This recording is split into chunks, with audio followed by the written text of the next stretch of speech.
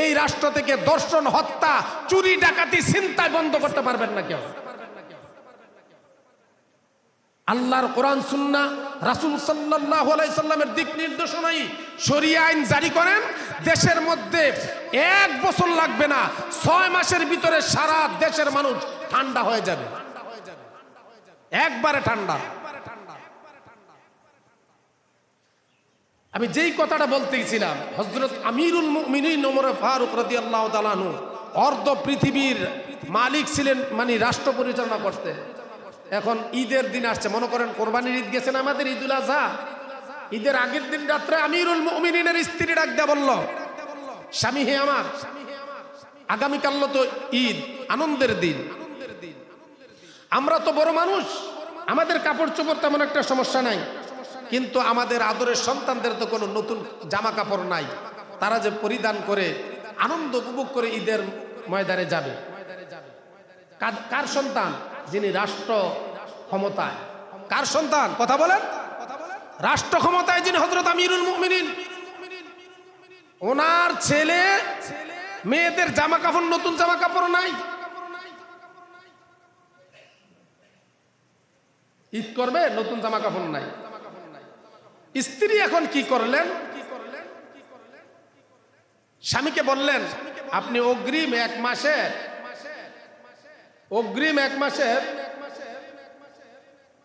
কি করেন, আপনার অর্থমন্ত্রী থেকে 1 মাসের বেতন অগ্রিম নিয়ে আসেন, যাতে এই টাকাটা দিয়া পরিবারের জন্য কিছু কেনাকাটা করা যায়। সুবহানাল্লাহ বলেন। স্ত্রী পরামর্শ দিচ্ছে। অনেক সময় কিন্তু কিছু স্ত্রীর কারণে স্বামীরা নাজায়েজ কাজ করে, হারাম কাজ করে, কথাটা ঠিক না বেটি? আবার অনেক স্ত্রীর কারণে অনেক স্বামীরা ভালো হয়ে যায়, খারাপ কাজ থেকে ফিরে আসে, ভালোর দিকে চলে আসে, আছে না? আছে। তখন আমিরুল মুমিনিন বললেন, ঠিক আছে, তুমি যেহেতু বলছো, এত করে বলতেছো, আগামীকাল ঈদের দিন নতুন জামা কাপড় আমার সন্তানদের নাই। উনি অফিসে গেলেন, যাওয়ার পরে যিনি নাকি বাইতুল মালের দায়িত্ব, মনে করেন অর্থ মন্ত্রণালয়ের দায়িত্ব যিনি আছে,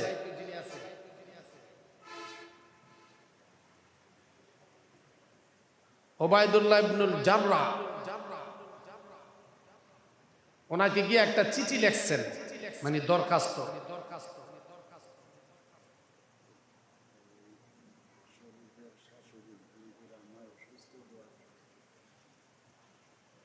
এই জন্য একটা দরখাস্ত লিখছেন অর্থ মন্ত্রণালয়ের দায়িত্ব যিনি আছেন আবু উবাইদা ইবনুল জাররাহর কাছে, যে আমাকে 1 মাসের অগ্রিম বেতন দিয়ে দিলে অর্থ মন্ত্রণালয় ফান্ড থেকে বা বাইতুল মাল থেকে, তাহলে আমার পরিবারের জন্য একটু ভালো হয়। আমিরুল মুমিনিন যিনি রাষ্ট্রপ্রধান, প্রেসিডেন্ট, উনি লেখছেন অর্থমন্ত্রীর কাছে একটা দরখাস্ত, যে আমাকে 1 মাসের একটা অগ্রিম বেতনটা দিয়ে দেন।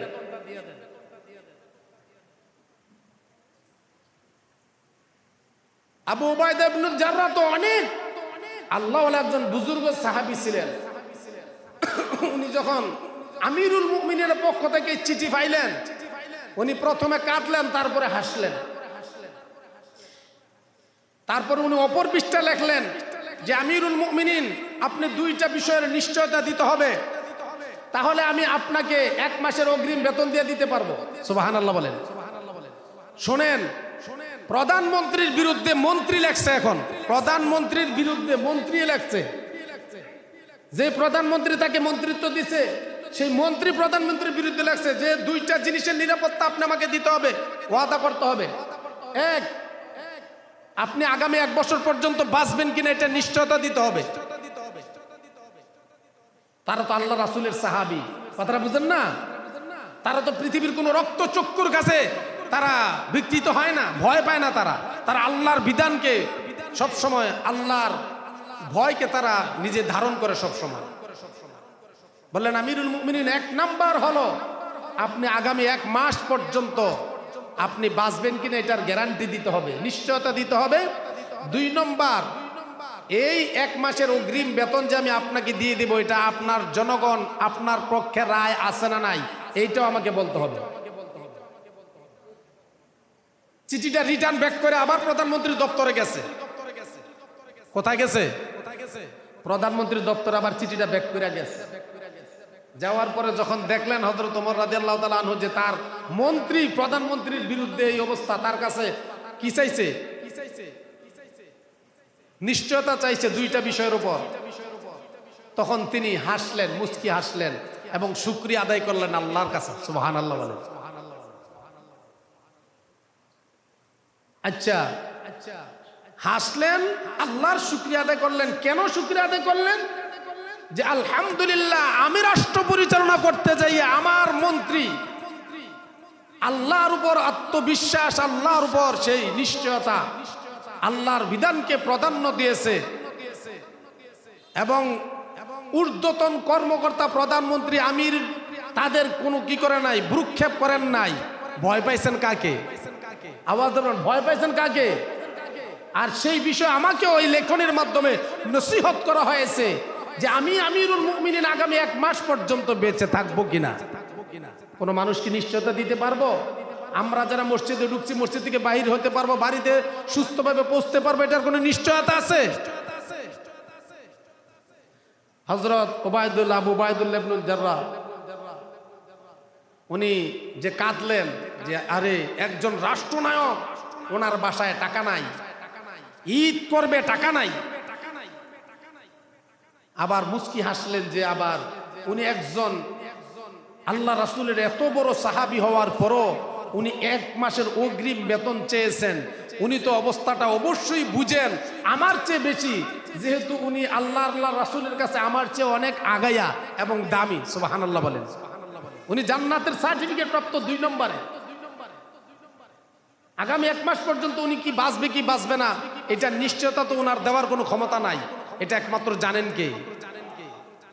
তাহলে যদি রাষ্ট্র পরিচালনার ক্ষেত্রে এমন নিশ্চয়তা বা এমন ধরনের ন্যায়পরায়ণ মন্ত্রী, MP, president, chairman, member, UP chairman, councillor, mayor সবাই যদি হয়ে যায়, সচিব, উপসচিব এবং যত ইউনু, টিউনু, ডিসি, এসপি এবং এসিলেন্ট সহকারে যত সরকারি কর্মকর্তা, যত রকমের জনপ্রতিনিধি আছে, সবাই যদি আল্লাহ এবং তার রাসূলের প্রতি এত আত্মবিশ্বাস নিয়ে দেশের মধ্যে কাজ করে, ওই দেশে কোনোদিন দুর্নীতি হবে? আওয়াজ দেবেন, কোনোদিন দুর্নীতি হবে? ওই দেশে কোনোদিন বাজেটের ঘাটতি আসবে না, দুর্নীতি হবে না এবং কাজ কোনোদিন 2 নাম্বার হবে না। 1 কোটি টাকার কাজ 5 লাখ, 2 লাখ টাকা, 10 লাখ টাকা দিয়ে হবে না। কারণ একটা কাজ মনে করেন টেন্ডার হয়েছে, এই রাস্তাটা 1 কোটি টাকা, এইটা কাজ ফাঁস হয়ে আইতে আইতে থাকে 50,000। কথাটা ঠিক না বেঠিক? ওই সচিবালয়, মন্ত্রণালয়, ডিসি, এসপি, মন্ত্রী, এমপি, এলাকার ফাতি নেতা, খেতা নেতা যত রকমের আছে, এমপি, মন্ত্রী, মেম্বার, চেয়ারম্যান, কাউন্সিলর, মেয়র, দিতে 1 কোটি টাকা থেকে আছে কত? 50 কোটি, 50 লাখ। আবার 50 লাখের মধ্যে যে কন্ট্রাক্টারি করে, হ্যাঁ আরো মাইরা দেয় 10-20 লাখ। এমন আছে না নাই? কথা কয় না। তো কাজ হচ্ছে কয় টাকা? 1 পদ্মা সেতু করতে 30,000 কোটি টাকা লাগাইছে। কয় হাজার কোটি টাকা? অথচ সেই পদ্মা সেতু হইতে 10-15 কোটি, কিন্তু 10-15 কোটি টাকাই কিন্তু যথেষ্ট। এটার বাজেট বাড়াইতে 30,000 কোটি টাকা নিচ্ছে।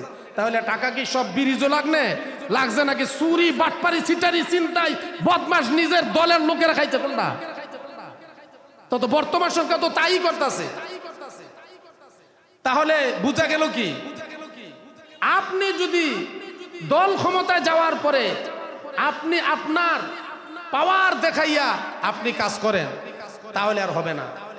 আপনাকে কাজ করতে হবে, মুখে বলবেন মদিনার সনদ, আর আপনি কাজ করবেন ইহুদি, খ্রিস্টান, বৌদ্ধ, নাসারা, খ্রিস্টানদের মতো করে, আর টেন্ডারবাজি, চাঁদাবাজি করে কখনোই হবে না। এটা মুনাফিকি। এই জন্য আপনাকে আমাকে কাজ করতে হলে, আপনাকে আমাকে যেই কোনো বিষয়, যেই কোনো কাজ করতে হলে আগে স্মরণ করতে হবে কোন দিকে, খেয়াল রাখতে হবে কোন দিকে? আল্লাহর দিকে। আল্লাহর দিকে খেয়াল রাখতে হবে। আল্লাহর ভয় যখন কোনো মানুষের ভিতরে থাকবে, সে কখনো টেন্ডারবাজি করতে পারবে না, চাঁদাবাজি করতে পারবে না, খুন করতে পারবে না, ধর্ষণ করতে পারবে না, কখনো মানুষকে আত্মসাৎ করতে পারবে না।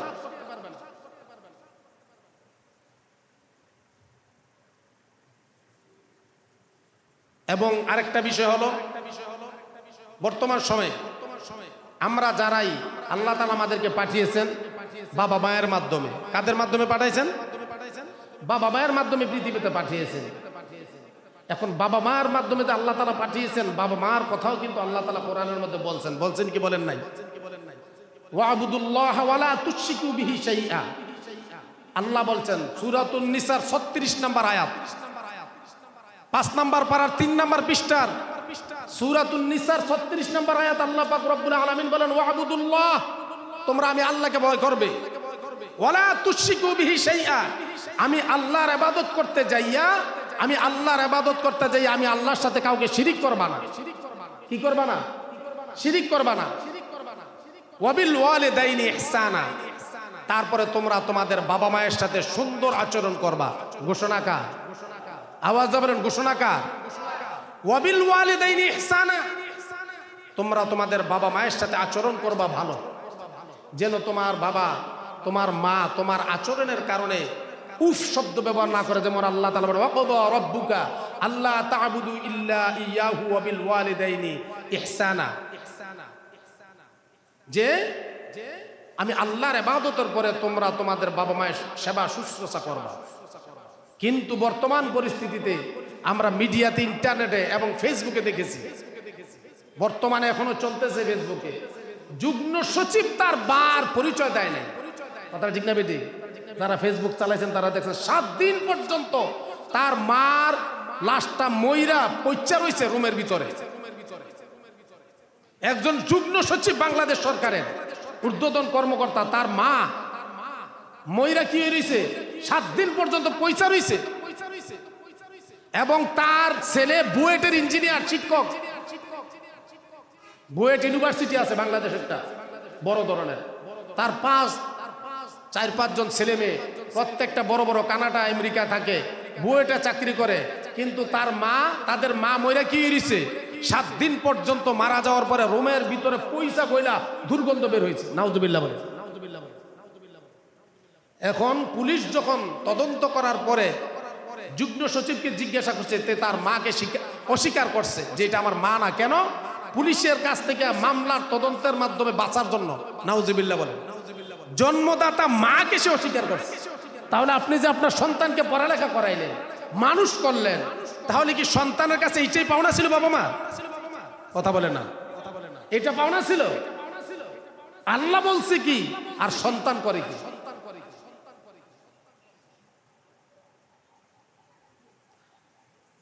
আল্লাহর একজন ওলি ছিলেন ওয়াইস আল কারনী, উনি নবীর যুগের লোক ছিলেন। কোন যুগের লোক? কথা বলেন না, কোন যুগে? কিন্তু নবীর সাথে সাক্ষাৎ হয় নাই। কেন সাক্ষাৎ হয় নাই? ওনার বাড়িটা হচ্ছে কুরুন দেশে, ইয়ামেনে। কিন্তু ওনার মা অসুস্থ ছিল। ওনার মা অসুস্থ, ওনার একমাত্র সন্তান ওয়াইস আল কারনী জগৎ বিখ্যাত রাসূলের প্রেমিক ছিলেন, পাগল ছিলেন এবং মা ভক্ত ছিলেন। উনি কি করেন নাই, ওনার আম্মা অসুস্থ, ওনাকে দেখাশোনার জন্য, ওনার মাকে দেখাশোনার জন্য কেউ নাই, এই জন্য ওনার মাকে এক মুহূর্তের জন্য রেখে উনি ইয়ামেন থেকে মদিনায় আসতে পারেন নাই আল্লাহ রাসূলের সাথে সাক্ষাৎ করার জন্য। সুবহানাল্লাহ। অথচ আল্লাহ রাসূলের সাহাবী হইলে দাম কম না বেশি? কথা কয় না।